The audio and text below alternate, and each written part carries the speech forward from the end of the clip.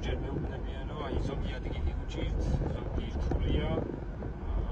ქალაქში ვადვიდებათ საცობში ავტობანზე ან პირიქით. ზოგს ავტობანზე ვადვიდება, ნახე მე მინდა გითხრათ, რომ ზოგადად რთული ან ადვილი მიდგომით არსად არ არის.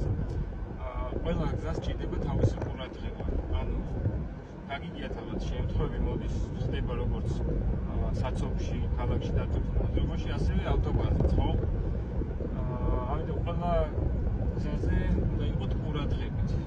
საცობში რატო ხდება ეს შემთხვევები, რომ ცოტა რომ მოდუნდება ადამიანი მძღოლი, ფიქრობს, რომ აი წამია ტელეფონში ჩახედვის საშუალება აქვს, ან რაღაცა სხვა რაღაცაზე გაიფანტება, ოდნავ გაურბით ხოლმე მანქანა. მოდის ალბათ მცირე ავარია, მაგრამ რა თქმა უნდა სასურველი არ არის.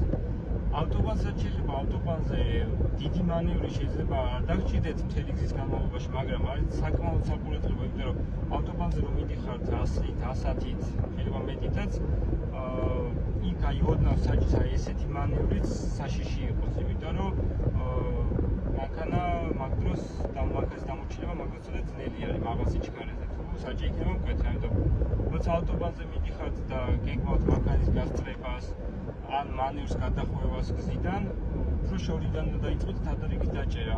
მაგალითად, თუ გასწრებას აპირებთ, სარკეს რო გახედავთ, მანქანა შეიძლება შორს იყოს, მაგრამ სწორად უნდა განსაზღვროთ იმ მანქანის სიჩქარე. შორს არის, მაგრამ შეიძლება მალე გიახლოვდებოდეთ. ასევე არ იყოს მანქანა, მაგრამ აი როცა გასწრებას აკეთებთ, თქვენს გვერდზე მჯდომი ავტობანზე ფაქტიურად ვერც უნდა ამჩნევდეს საჭეს, აი ისე მინიმალურად უნდა იცვლიდეთ ზოლებს.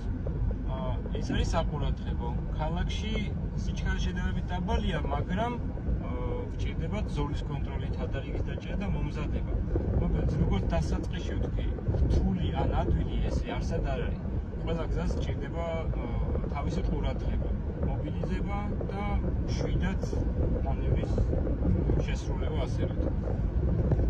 ისვე წამატებას.